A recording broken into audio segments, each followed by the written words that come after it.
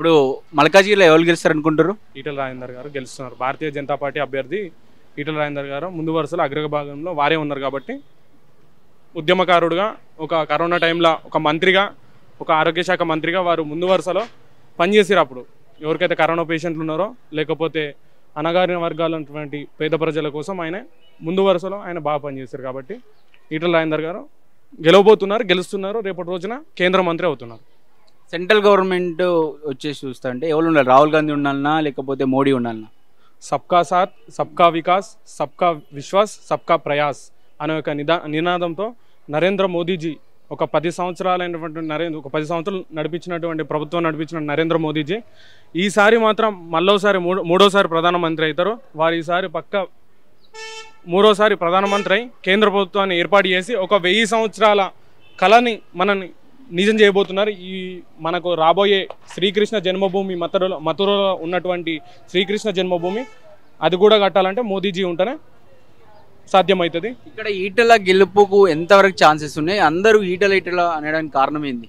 100% ఈటల రాజేందర్ గెలుస్తున్నారు. ఎందుకంటే కారణాలు ఏవైనా ఉన్నప్పటికీ ఒక ఉద్యమకారుడు 7 సార్లు ఎమ్మెల్యే గెలిచిండు, ఒక అనుభవం ఉన్న వ్యక్తి, ప్రజల కోసం 24 గంటలు అందుబాటులో ఉంటాడు. ఎప్పుడు ఫోన్ చేసినా కానీ తమ్మి ఎట్లున్నారు, అంత మంచిదేనా, అంత బాగాలేకపోతే రండి కలుద్దాం, పని చేసి పెడతా అనే ఆలోచన స్వభావం ఉన్న వ్యక్తి చేస్తారు. ఇదివరకు వారు 7 సార్లు ఎమ్మెల్యే నాటే జోక్, 7 టైమ్ ఎమ్మెల్యే ఇస్ నాటే జోక్. ఒకసారి గెలిచి రెండోసారి ఓడిపోతున్నాయి, కానీ 7 సార్లు గెలిచిరంటే అర్థం చేసుకోవాలి. పక్క వారే గెలుస్తున్నారు. వారు గెలిస్తే నిరుద్యోగులకి ఉద్యోగం ఇప్పించడము, పేదల కోసం ఇల్లు లేకపోతే ఇల్లు కట్టియడము, ప్రధానమంత్రి ఆవాస్ యోజన కింద పేదల కోసం ఇల్లు కట్టియడము, లేకపోతే ఉపాధి కల్పించడము, లేకపోతే వివిధ వర్గాలకు చెందినటువంటి అణగారిన వర్గాలకు చెందినటువంటి అందరికీ ప్రతి ఒక్కరికి సహాయం చేసే వ్యక్తి. మాట్లాడుతూ మొన్న మల్కాజ్గిరికి వచ్చి ఒక మాట మాట్లాడాడు. ఈ జై శ్రీరామ్ అంటే మన కడుపు నింపదు అని చెప్పేసి మాట్లాడడం జరిగింది. మీరేమంటారు? అది పాలిటిక్స్ అనేది రాజకీయం అంటే మనం ఇప్పుడు దైవభక్తి కోసము పాలిటిక్స్ని వాడుకోవడం కరెక్ట్ కాదు, పాలిటిక్స్ కోసం దైవభక్తిని వాడుకోవడం కరెక్ట్ కాదు. సో నేనేమంటున్నా అంటే జై శ్రీరామ్ అనేది ఒక నినాదం కాదు. జై శ్రీరామ్ అంటే ఒక ఆత్మవిశ్వాసం, జై శ్రీరామ్ అంటే ఒక బలం, జై శ్రీరామ్ అంటే హిందూ ధర్మాని కోసం పనిచేసే ఒక నినాదం, హిందూ స్వశక్తి జై శ్రీరామ్ అంటే. ఆ జై శ్రీరామ్ అని ఇవాళ అదొక కోట్ని మనము ఇవాళ అంటే దేవుణ్ణి మనం కించపరిచినట్టే. కేటీఆర్ గారు ఆ మాటను వెనుక తీసుకోవాలని మనసారా కోరుకుంటున్నాం. వారి మీద నేనేం విమర్శ చేయదలుచుకోలేదు, ఎందుకంటే వారి పెద్ద కేసీఆర్ పోయి కరీంనగర్ పోయి హిందూగాళ్ళు బొందుగాళ్ళు అన్నాడు. ఇప్పుడు ఈయన వచ్చేసి ఇప్పుడు జై శ్రీరామ్, ఇప్పుడు మళ్ళీ ఇంకోటి బీజేపీ మీద ఒక నిదానం కూడా ఇచ్చిండు, ఏమని రాముని మొక్కడే బీజేపీని తొక్కుడే అంటాడు. ఏమంటారు మీరు? సో రాముని మొక్కని మనకు ఇదివరకు ప్రైమ్ ఎగ్జాంపుల్ మన కరీంనగర్లో హిందూగాళ్ళు బొందుగాళ్ళు అని కేసీఆర్ మాట్లాడిండు. అక్కడ హిందువులు బొందువులు అని కూడా వారే మాట్లాడారు. సో పార్లమెంట్ ఎలక్షన్స్లో బండి సంజయ్ గారు 1,00,000 మెజార్టీతోని గెలిచారు. గుణపాఠం అనేది ప్రజలు తప్పకుండా చెప్తారు. ఇప్పుడు అదే ఇతర వర్గాలకు చెందినటువంటి ఇతర మతాలకు చెందినటువంటి వ్యక్తులని అట్లా అంటారా? అనరు కదా.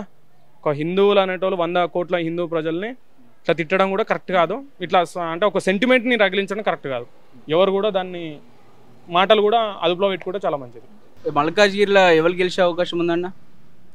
బీజేపీ, ఈటల రాజేందర్. ఎందుకంటే ఇప్పుడు బీఆర్ఎస్ ఏమీ లేదు, ఆయన ఏం పని చేయక కేసీఆర్ పోయిండు. ఆయన కేసిన ఓటు వేస్ట్ అయిపోతుందని ఒకటి కాంగ్రెస్ ఉంది. కాంగ్రెస్ ఇచ్చిన హామీలు కొన్ని చేయలేదు, పబ్లిక్ జనాల మనసులో ఉంది. ఇది స్టేట్ మాట. ఇప్పుడు సెంటర్ది మోడీ అన్ని విధంగా హిందూ సమాజం, హిందూ సనాతన్కు చేయింది పని చేసి చూపించిండు. ఎందుకంటే రామ జన్మభూమి, రామ్ విరాజమానం, రామ్ అయోధ్యది, అది పవిత్ర స్థలము రాముడిది. కాబట్టి ఓల్ చేయలేదు, 500 years పని ఓల్ చేయలేకుండ్రి, అది చేసి చూపించిండు. 370 తీసిండు, కాశ్మీర్ ముద్దా తీసిండు, కాశీకి బాగా చేసిండు. హిందూ సనాతన్కు హిందూ ధర్మ మన హిందుస్థాన్ హిందుతత్వం ఉండాలని మోడీ సర్కార్ ప్రత్యేకంగా మొత్తం పని మనకు సమాజంకు అన్ని విధాలుగా దేవుని గుళ్ళు కానీ రాముని గుడి కానీ కాశీ కానీ అన్నీ ఆయన చేసిన లెక్క ఇప్పుడు వరకు ఏ వ్యక్తి కూడా మనకు చేయలేడు సెంటర్లో. ఎన్నో ప్రధానమంత్రి అయ్యారు, మోడీ లెక్క మనిషి ఇటువంటి మనిషి ఇప్పటి వరకు లేడు అని ప్రత్యేక సమాజంలో మోడీ సెంటర్కు ఉండాలి, పిఎం ఉంటేనే మనకు భారతదేశం కాపాడుతుంది, మంచిగా ఉంటుంది అని అందరి మనసులో ఉంది. అదేవిధంగా ప్రతి వ్యక్తి బీజేపీకి వేసి మళ్ళీ బీజేపీకి సెంటర్కు ఫుల్ మెజారిటీతో 400 పార్ చేసేటోళ్ళు ఉన్నారు. ఈటల పక్క గెలుస్తారంటారు మల్కాజ్గిరిలో? తప్పకుండా మనిషి ఆయన ఈటల రాజేందర్ బీజేపీకి ఒక సీనియర్ నాయకుడు కాబట్టి చాలా ఉన్నారు పార్టీలు. ఇప్పుడు బీజేపీకి వేస్తా అని ప్రతి వ్యక్తికి మనసుల అట్లా అటువంటి ఏ వ్యక్తి కొద్దు సెంటర్ మోదీ ఇది ఓటు మోడీకి వేస్తేనే మనకు ఇక్కడ ఎంపీకి ఈటల రాజేందర్ ఉన్నాడు, ఆయనకి వేద్దాం. బీజేపీకి వేయాలి పూలకు వేరే దానికి వేసేది కొన్ని చాలా మనుషుల ఉంది కాబట్టి వాళ్ళు ప్రత్యేకంగా ఇప్పుడు గుళ్ళ కానీ పూజలు, ఇప్పుడు శ్రీరామనవమి వచ్చింది పెద్ద ఎత్తున ఏమంటున్నారు మనకు మోడీనే ఉండాలి. మనకు ఇక్కడ రాజేందర్ బీజేపీకి వ్యక్తి ఉన్నాడు, ఇప్పుడు కొందరు రాజకీయ నాయకులు ఈ పార్టీలకి ఆ పార్టీకి ఈ పార్టీకి వెళ్తున్నారు. అట్లా అటువంటి పోయేటోళ్ళ మనిషికి ఈ ఓటేసి వాళ్ళ ప్రాపర్టీ కాపాడుకోవడానికి వాళ్ళ రాజకీయాలు జంప్ అవుతున్నారు. ప్రత్యేకంగా జనాలకు సేవ చేయాలి, వీళ్ళకు మంచి ప్రభుత్వం మనకు స్టేట్కు బాగా చేయాలని లేదు, వాళ్ళకు కాపాడుకోవాలి. వాళ్ళ ప్రాపర్టీస్ గురించి పార్టీలు చేంజ్ చేస్తూ ఉన్నారు కాబట్టి అక్కడ సెంటర్కి మోడీ ఉండాలి. ఇది ఈ స్టేట్లో ఏమున్నా మనకు నడుస్తుంది.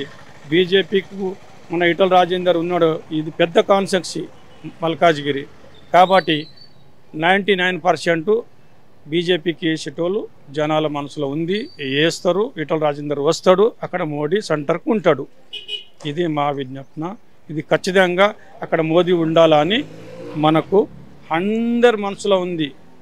భారతదేశంలో మా ఒక్క స్టేట్ కాదు, ప్రత్యేక స్టేట్లో మోడీ మోడీ మోడీ. జై హింద్, జై భారత్, జై బీజేపీ.